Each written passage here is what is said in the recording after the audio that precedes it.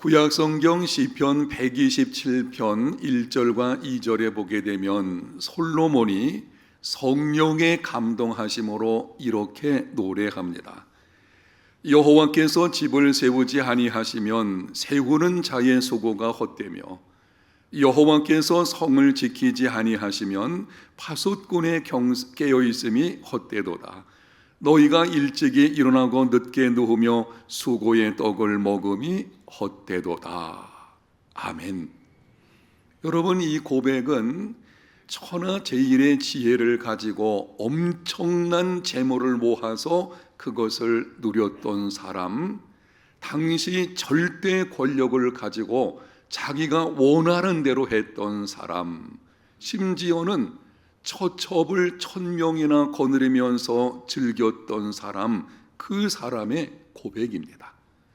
자기가 하고 싶었던 것을 다 해본 후에 솔로몬이 결론을 내리면서 노래하는 것이 여호와께서 집을 세우지 아니하시면 세우는 자의 수고가 헛되다. 하나님께서 성을 지켜주지 않으시면 파수꾼이 깨어있음도, 그리고 수고하고 애를 쓰면서 아무리 노력을 한다고 할지라도 헛된 것이 될 것이다. 가정을 세우시는 분도 하나님이시고 가정을 지켜주시는 분도 하나님이시고 수고의 열매를 거두게 하시는 분도 하나님이십니다. 여러분, 그러므로 건강하고 행복한 가정을 이루기를 원하신다면 하나님께서 우리 가정에 오셔서 세워주시도록 해야 합니다. 하나님이 찾아오셔서 내 인생에 찾아오시고 우리 가정에 찾아오셔서 함께 하시고 세워주실 때에 그때 비로소 건강한 가정, 행복한 가정이 이루어지게 되는 것입니다. 하나님이 세워주시는 가정이 되려면 어떻게 해야 하겠습니까? 하나님을 가정의 중심에 모셔야 합니다. 우리가 섬기는 하나님은 만홀히 여김을 받지 않으시는 분이십니다. 하나님께서 하나님 되시는, 정말 가정의 하나님을 모실 때에도 하나님이 하나님 되시게 하는 가정의 중심에 모셔서, 바꿔서 말씀을 드리면 안방을 내어드려야 합니다. 하나님을 가정에 모시면서도 사랑방 손님 정도로, 아니면은 단순히 나를 돕는 자라든지 아니면 이웃집 아저씨 정도로 취급한다면 그거는 하나님을 하나님으로 인정하지 않는 것입니다. 우리 가정의 안방에 모셔서 주인 삼고 가정의 중심에 그분을 모셔드릴 때에 바로 그때 하나님을 하나님으로 인정하는 것이고 하나님께서 이 일을 행하실 것이며 놀라운 풍성한 은혜로 채워주실 줄로 믿습니다. 오늘 말씀을 들을 때에 우리 모두가 결단하는 시간이 되었으면 좋겠는데요, 이제부터는 우리 가정의 중심에 하나님을 모시겠노라. 오늘 본문을 보게 되면 가정 안의 세 관계를 말씀을 합니다. 내용을 주목해서 살펴보게 되면 공통점이 있는 것을 알게 되는데요, 제가 천천히 다시 한번 읽어나갈 때에 여러분이 공통점이 무엇인지 반복되는 것을 찾아보십시오. 에베소서 5장 22절, 아내들이여 자기 남편에게 복종하기를 주께 하듯 하라. 5장 25절, 남편들아 아내 사랑하기를 그리스도께서 교회를 사랑하시고 그 교회를 위하여 자신을 주심같이 하라. 6장 1절, 자녀들아 주 안에서 너희 부모에게 순종하라. 이것이 옳으니라. 6장 4절, 또 아비들아 너희 자녀를 노엽게 하지 말고 오직 주의 교훈과 훈계로 양육하라. 공통되는 말이 무엇입니까?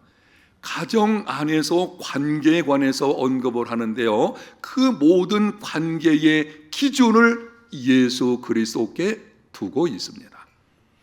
아내가 남편에게 어떻게 해야 합니까? 주님께 하듯 복종해야 합니다. 남편이 아내에게 어떻게 해야 합니까? 주님께서 교회를 사랑하시고 교회를 위하여 자신을 주심같이 사랑해야 합니다. 자녀들이 부모에게 어떻게 해야 합니까? 주 안에서 순종하고 공경해야 합니다. 부모가 자녀들에게 어떻게 해야 합니까? 주님의 교훈과 훈계로 양육해야 합니다.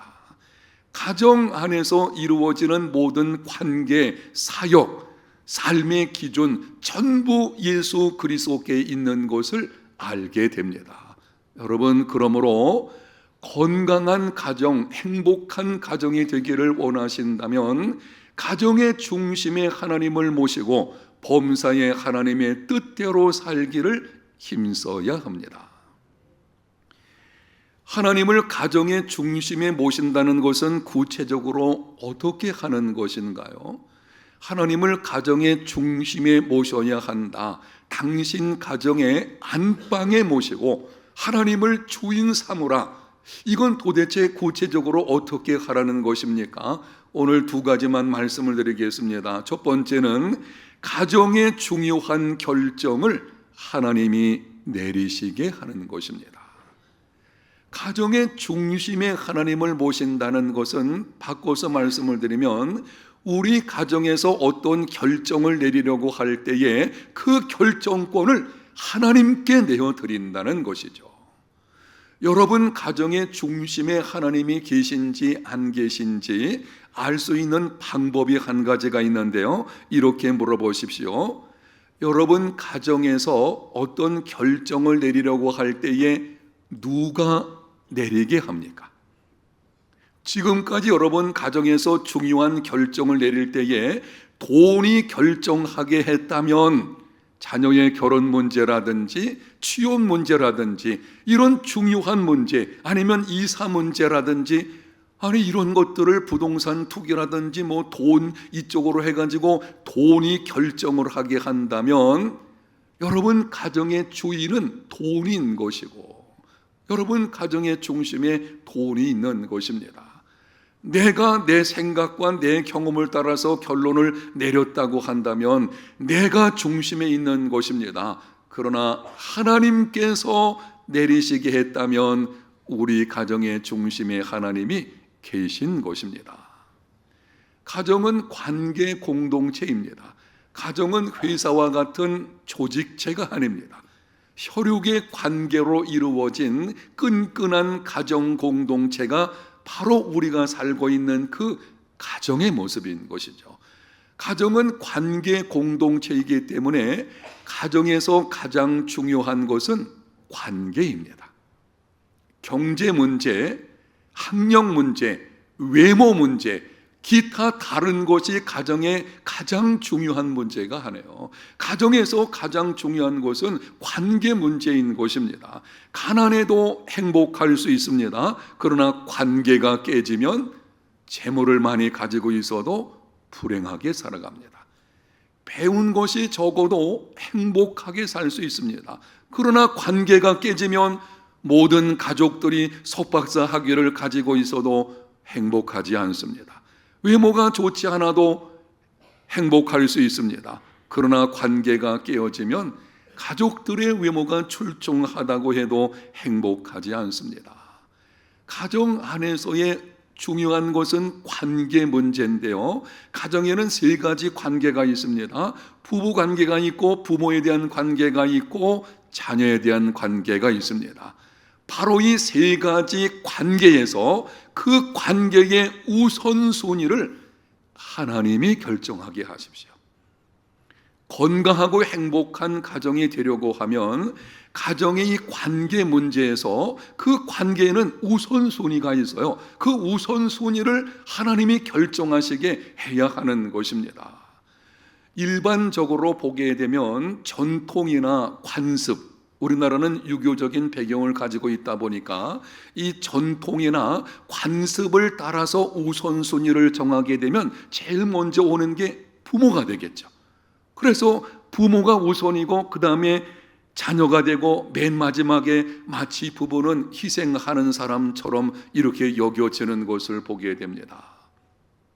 오늘날 세상의 팽배한 가치관의 우선순위를 보게 되면 세상적인 가치관을 따라서 우선순위를 매기는 가정들이 있는데요, 이런 가정의 순서를 보게 되면 자녀가 첫 번째고 부부가 두 번째고 부모가 세 번째 된 것을 볼 수가 있습니다. 그래서 많은 가정이 온통 자녀들에게 집중되어 있어 가지고 자녀가 우상이 되는 경우도 있죠.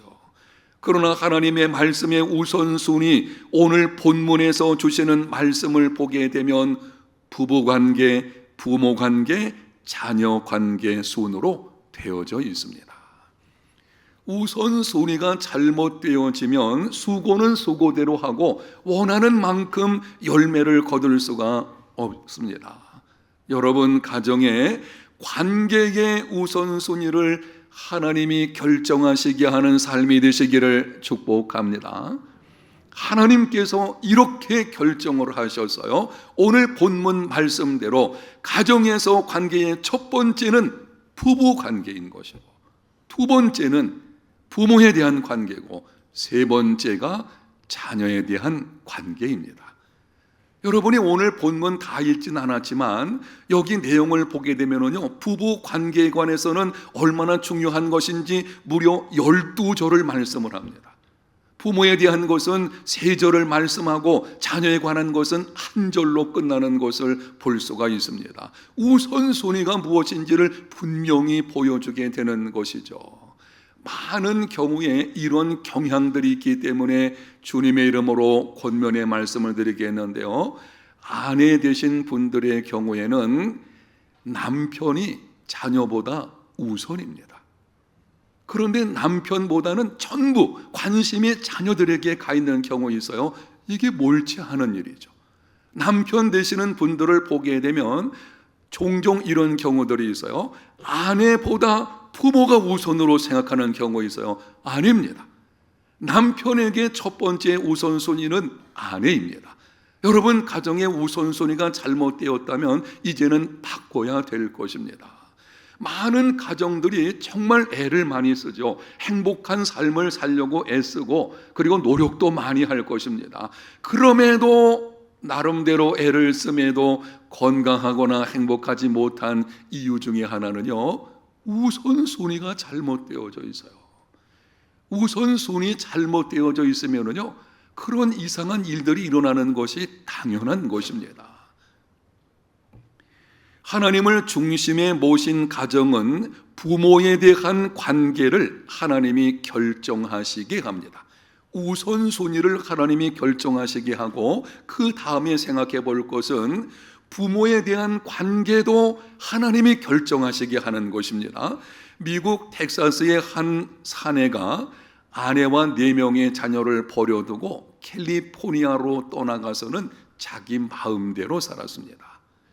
그는 돈 한 푼 없이 죽게 되었는데요, 30년 동안 캘리포니아에서 마음대로 살다가는 이제 죽게 된 것입니다. 그런데 돈 한 푼도 없이 그냥 죽으면서 유언하기를 나를 고향 땅에 좀 묻어주었으면 좋겠다. 그래서 사람들이 고향에 연락을 했습니다. 소식을 들은 자녀들이 분개하면서 말을 했습니다. 그가 아버지로서 우리에게 해준 것이 뭐 있나? 그 사람 때문에 지금까지 어머니와 우리 자녀들이 다 고생을 했는데 왜 우리가 그 사람의 시신 때문에 수고하고 돈을 지출해야만 하나? 그런데 신앙심 좋은 마다들은 아무 말 없이 캘리포니아로 가서 아버지의 시신을 운구해 왔습니다. 장례를 잘 치른 후에 불평하는 동생들에게 이렇게 말했습니다. 성경에는 내 부모를 공경하라 라고 하는 말씀만 있을 뿐 어떤 부모라는 말은 없지 않느냐. 부모를 공경하라는 앞에 조건이 없다는 거예요. 오늘 본문 2절 말씀에 보더라도 내 아버지와 어머니를 공경하라, 이게 전부거든요. 여기 어떤 조건이 붙어 있지 않죠. 부모가 나한테 잘했으면 아니죠. 상처를 주지 않았으면 그런 조건들이 없는 것입니다. 하나님의 말씀인 성경에는 부모 공경에 어떤 조건이 붙어 있지 않습니다. 이해되지 않아도 손해가 되어도 힘들어도 상처가 있어도 하나님께서 말씀하셨으니 하나님 말씀대로 행하는 것, 이것이 부모에 대한 관계를 하나님이 결정하시게 하는 것입니다. 여러분, 부모에 대한 관계에 이런저런 관계에 여러 문제가 있을지 모르겠어요. 가정 속에서 살다 보게 되면 상처를 주고받는다든지 이래서 관계가 소원해지는 경우도 있을지 모르겠습니다. 그러나 분명한 사실은 정말 하나님이 기뻐하시는, 정말 우리 가정의 중심에 하나님을 모신다고 하면 하나님께서 부모에 대한 관계도 결정하시게 해야 됩니다. 하나님을 중심에 모신 가정은 자녀 교육도 하나님이 결정하시게 합니다. 가끔 우리나라의 20대를 번아웃 세대 이렇게 부르게 되어지는데요. 20대 젊은이들이 학업난과 취업난으로 육체적, 정서적으로 심히 소진되어져 있습니다. 참 안타깝죠. 우리 청년들 보게 되면 쉽지 않은 시대 속에서 쉽지 않은 삶을 살아가고 있는 것을 보게 됩니다. 그렇게 되어진 이유들 중에 하나가 기성세대가 정해놓은 기준 때문이라고 합니다. 부모 세대의 자녀 교육에 대한 자기의, 그게 자녀 교육을 상황에서 번아웃되게 만든다는 것입니다. 내가 생각하고 내가 정한 대로 해야만 자녀들이 성공할 수 있다. 이게 부모의 자기의입니다. 이것이 자녀 교육에 대한 부모의 문제인데요. 삶에서 가장 힘든 것은 자기의를 내려놓는 것입니다. 여러분 한번 생각해 보십시오. 재물 기꺼이 좀 내려놓을 수도 있습니다. 기득권 내려놓을 수 있습니다. 그런데 자기의는 정말 포기하기 어렵습니다. 자녀를 양육하는 데 있어서 자녀를 위해서 희생하는 것, 재물을 희생하고 몸을 희생하고 수고하는 건 다 할 수 있겠죠. 그런데 정작 내려놓아야 하는 자녀 교육에 대한 부모의 자기 성공관이 있어요. 자기 성공관, 이렇게 해야만 자녀가 성공할 수, 이거는 양보가 잘 안 되는 것이죠. 거기서 문제가 일어나게 되는 것입니다. 자녀 교육에 성공하려면 부모가 자기의를 내려놓고 그 교육에서 하나님께서 결정하시도록 하나님께 기회를 내어드려야 합니다. 잠언 22장 6절, 마땅히 행할 길을 아이에게 가르치라. 그리하면 늙어도 그것을 떠나지 아니하리라. 마땅히 행할 길이라고 하는 말의 히브리어 원어의 뜻을 보게 되면 자기 길에 맞게라는 것입니다. 아이에 맞게, 하나님께서 우리 아이에게 주신 독특한 재능과 은사와 성향이 있거든요. 다른 사람과는 다르죠. 똑같은 자녀는 없지 않습니까? 바로 하나님께서 주신 그 아이에게 것들, 거기에 맞게 양육하라는 것이죠. 부모가 자기 의를 내려놓고 아이에 맞게 그 아이를 양육하고 이끌어가는 것, 그것이 자녀 교육에 대해서 하나님께서 결정을 내리시게 하는 것입니다. 사랑하는 성도 여러분, 여러분 가정에서 그 외에도 경제 문제라든지 결혼 문제, 이사 문제 등 인생의 어떤 중요한 일들을 결정할 때에 하나님께서 결정하시도록 내어드리는 삶이 되시기를 축복합니다. 가정을 세우시는 분인 하나님이십니다. 내 힘만 가지고 되는 것이 아니죠. 수고하지 않았나요? 노력했잖아요. 서로 맞추려고 했잖아요. 성격 달라도 참고 지금까지 인내하면서 맞추려고 노력을 많이 했잖아요. 그런데도 잘 안 되는 경우들이 있잖아요. 결국은 하나님께서 우리 가정의 중심에 오셔서 가정을 세워주고 가정을 지켜주고 그리고 수고한 것을 따라서 누리는 삶이 되게 해주셔야 하는 것입니다. 솔로몬이 다 경험한 후에 고백하는 거예요.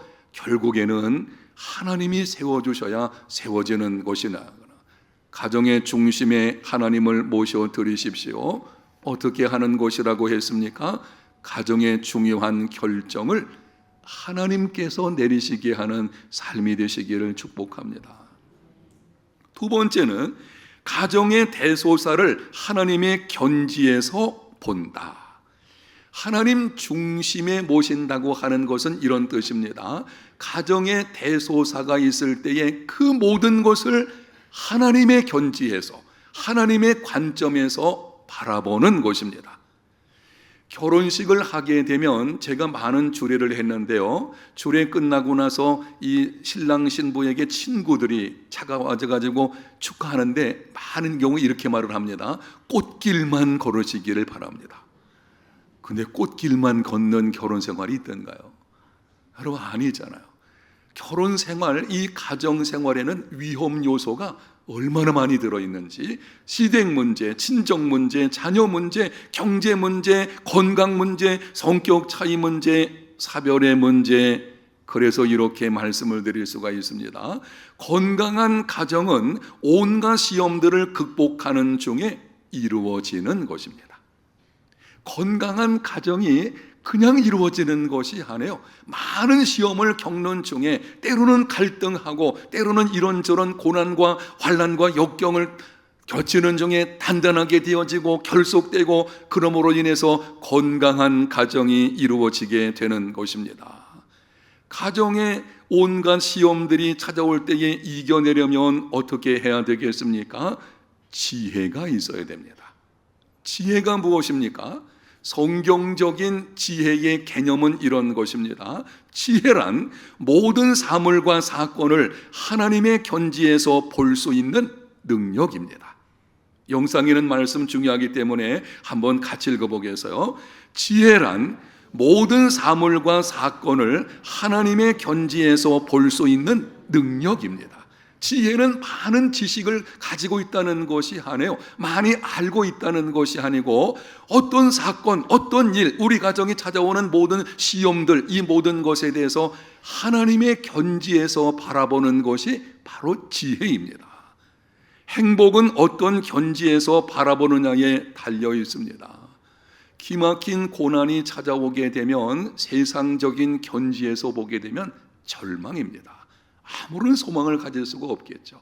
그러나 하나님의 견지에서 바라보게 되면 소망이 생기게 됩니다. 하나님의 관점에서 기막힌 상황을 보게 되면 이런 생각 들게 되죠. 하나님의 어떤 뜻이 있구나. 하나님께서 반드시 합력하여 선을 이루어 주시리라 믿음이 생기게 되고, 그 믿음으로 소망 중에 인내하게 되는 것입니다. 데이빗 슈워츠라는 사람이 쓴 크게 생각할수록 크게 이룬다라는 책에 나오는 이야기인데요, 3명의 벽돌공이 부지런히 벽돌을 쌓고 있었습니다. 어떤 사람이 지나가다가 그들에게 물었습니다. 무엇을 하고 있습니까? 첫 번째 벽돌공이 말을 합니다. 나는 지금 벽돌을 쌓고 있는 것입니다. 두 번째 벽돌공이 말을 합니다. 나는 지금 시간당 $9 30센트짜리 일을 하고 있습니다. 세 번째 벽돌공이 말을 합니다. 나는 지금 세상에서 가장 아름다운 예배당을 건축하고 있습니다. 여러분, 이 세 사람 중에 누가 가장 행복한 사람이라고 할 수가 있겠습니까? 행복은 내가 무엇을 하느냐에 달려있는 것이 아니고 내게 당면한 일을 어떤 견지에서 바라보느냐에 있어요. 때로는 환난과 역경이 있다고 할지라도 그날의 행복을 결정짓는 것은 내가 그것을 어떤 견지로 바라보느냐 하는 것이죠. 신앙은 나의 견지를 하나님의 차원으로 이끌어가는 것입니다. 지금까지는 나 중심에 내가 나 견지에서 모든 것을 봤어요. 그러나 이제는 그게 아니죠. 하나님의 견지에서 사건과 모든 것을 바라보는 것, 그게 바로 신앙입니다. 창세기에 등장하는 요셉의 경우를 말씀을 드리면은, 요셉 이야기는 너무나 유명한 것이니까 여러분이 잘 알고 계실 것입니다. 요셉은 역기능의 가정에서 출생하고 자랐습니다. 아버지 야곱이 4명의 아내를 두었는데요, 이 4명의 아내가 가정 안에서 끊임없이 시기하고 갈등을 겪었습니다. 요셉 위로는 배다른 형들이 10명이나 있었는데요, 그 10명들 사이에서 갈등들이 있었고, 심지어는 맏형인 르우벤이 서모하고 간통하는 기막힌 일까지 일어난 것을 보게 됩니다. 정말 그런 가정이 있을 수 있나 할 정도로 아니 하나님을 섬기는 가정이었었는데요, 이런 마치 막장 드라마의 한 모습을 보는 것 같은 이런 일이 있는 것을 보게 됩니다. 아버지 야곱은 요셉을 특별히 편애하게 되었고, 편애는 다른 자녀들에게 분노를 일으키게 만듭니다. 결국 형들이 요셉을 애굽에 팔아버리게 되었습니다. 애굽에서 종살이 할 때에 억울하게 누명을 쓰고 감옥살이 하게 되었습니다. 계속 되어지는 나락으로 떨어지는 것이죠. 인생이 안 되는 것처럼 보이지 않습니까? 그런데 요셉은 절망하지 않았습니다. 시련에 굴복하지 않았습니다. 마침내 당시 강대국 애굽의 총리가 되었고, 가정과 민족과 열방을 기근 가운데서 구원해냈습니다. 형들을 용서하게 되었고, 오늘날에도 수많은 사람에게 감동을 주는 사람이 되었습니다. 여러분, 비결이 무엇이겠습니까? 엮이는 가정에서 태어나서 사랑하는 형들에게 팔림을 당하는, 그것도 형들을 위해서 아버지 심부름을 갖다가 팔리게 되어지는, 살려달라고 그렇게 애를 썼음에도 성경에 다 기록되지 않아서 그렇지 요셉의 마음속에는 상처가 얼마나 컸겠어요. 그 엄청난 상처를 다 이겨내고 인생 역전을 경험하게 된 비결이 무엇인지 형들이 찾아왔을 때 요셉이 위대한 신앙 고백을 합니다. 창세기 45장 5절, 당신들이 나를 이곳에 팔았다고 해서 근심하지 마소서, 한탄하지 마소서. 하나님이 생명을 구원하시려고 나를 당신들보다 먼저 보내셨나이다. 창세기 50장 20절에 다시 한번 고백을 합니다. 당신들은 나를 해하려 하였으나 하나님은 그것을 선으로 바꾸사 오늘과 같이 많은 백성의 생명을 구원하게 하시려 하셨나니. 요셉이 반복해서 하는 신앙 고백을 들어보십시오. 하나님이 생명을 구원하시려고, 하나님은 그것을 선으로 바꾸사 자기 인생에 찾아오는 그 모든 기막힌 일들을 하나님의 견지에서 바라보는 것입니다. 세상적인 측면에서 본다면 진짜 절망 아니겠습니까? 아니, 종살이 하는 것도 억울하고 분한데 억울하게 감옥살이 한다? 이게 끝장나는 것처럼 보이지 않겠어요? 그 당시 감옥 생활은요, 앞이 보이지 않는 거예요. 누군가 꺼내주지 않으면 절대 자기 힘으로 나오지 못합니다. 무슨 인권 있는 것도 아니고요. 그런데 그 가운데서도 요셉이 다 이겨냈던 것은 하나님의 견지에서 그 모든 상황을 보게 된 것이고, 하나님과 동행하는 삶을 살아가게 된 것을 볼 수가 있습니다. 하나님을 마음과 삶의 중심에 모신다는 것은 내가 범사에 하나님의 견지에서 본다는 것이요, 가정의 중심에 모신다고 하는 것은 우리 가정에서 어떤 일이 일어나든지 하나님의 관점에서 보겠다는 것입니다.